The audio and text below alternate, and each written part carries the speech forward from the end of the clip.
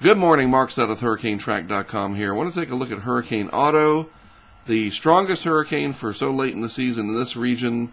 Never seen anything like this in the satellite era for sure. Don't ever say that it's never happened before, because we only have reliable data going back 100 years, 150 years in terms of shipping interests and other historical data. But in the satellite era and in the modern ship age, when we had radio communication, etc., definitely nothing of this magnitude in this portion of the Caribbean Sea. And it strengthened overnight, took advantage of a favorable environment, very small area of favorable upper level winds. I'll show you that in a moment. And it reached a maximum peak there of about 110 miles per hour. The Hurricane Center will do a reanalysis of everything over the off season, and it's possible that this will be upgraded in the post-analysis to a Category 3. We'll have to wait and see about that.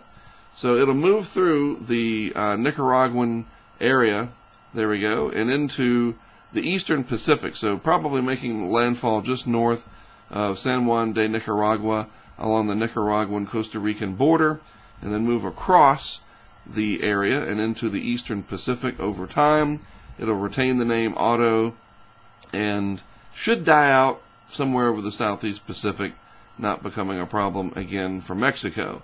Looking at the upper level winds, as I mentioned, a very small area, probably only about 125 miles by 125 miles of the atmosphere of favorable upper level winds, because look, all around it, 30, 40, 50 knot winds, all moving across the region like this.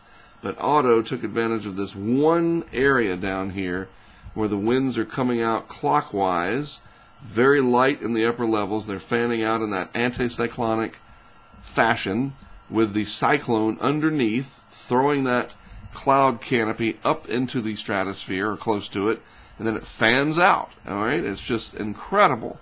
The one very small area of the Atlantic basin that Otto happened to find itself in, and it took advantage of it. It really is, from a meteorological perspective, this is truly a historic moment, okay? So we have to marvel at that a little bit, but the hazards are certainly there, and as I am recording this, this will be making landfall in southern Nicaragua with a very small area of hurricane force winds, fortunately, fairly sparsely populated in that region, but nevertheless a rather unpleasant day for the area, and the threat of very heavy rainfall will persist as this moves fairly slowly across Central America and into the eastern Pacific. All right?